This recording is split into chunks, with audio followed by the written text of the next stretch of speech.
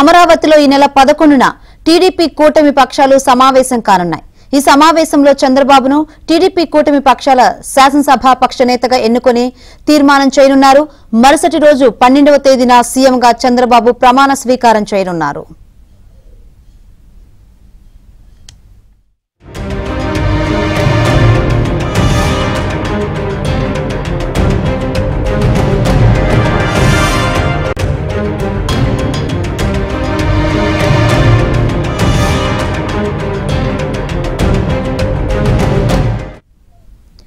అమరావతిలో ఈ నెల 11న టీడీపీ కూటమి పక్షాలు సమావేశం కానున్నాయి. ఇదే విషయం గురించి మరింత సమాచారాన్ని మా ఏపీ బ్యూరో చీఫ్ రామారావు అడిగి తెలుసుకుందాం. రామారావు.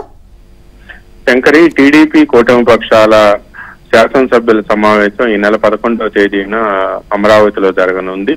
టీడీపీ కూటమి పక్షాల్లో ఉన్న టీడీపీ, బీజేపీ అండ్ జనసేన ఈ మూడు పక్షాల శాసనసభ్యుల సమావేశాన్ని అమరావతిలో నిర్వహించాలని నిర్ణయించారు. ఈ మూడు పక్షాలు కూడా శాసనసభాపక్ష నేతగా టీడీపీ అధినేత చంద్రబాబు నాయుడిని ఎన్నుకోనున్నారు. ఆ తర్వాత ఈ తీర్మానాన్ని వెంటనే తీసుకువెళ్లి రాష్ట్ర గవర్నర్కి ఇవ్వనున్నారు. రాష్ట్ర గవర్నర్ ఈ తీర్మానాన్ని పరిశీలించి చంద్రబాబుని ప్రభుత్వం ఏర్పాటు చేయాల్సిందిగా ఆహ్వానిస్తారు.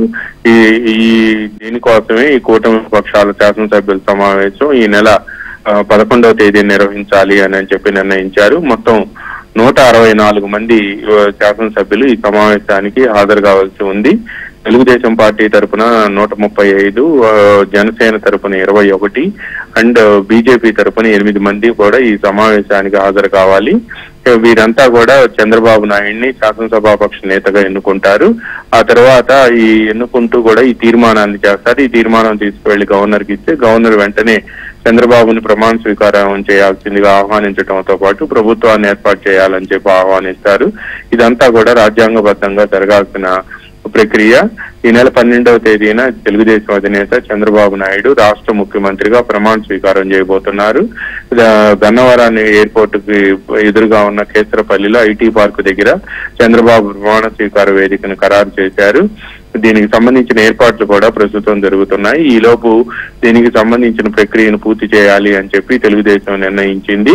అందువల్లనే కూటమి పక్షాల శాసనసభ్యుల సమావేశం ఈ నెల 11వ తేదీ నిర్వహించాలని చెప్పి నిర్ణయించారు.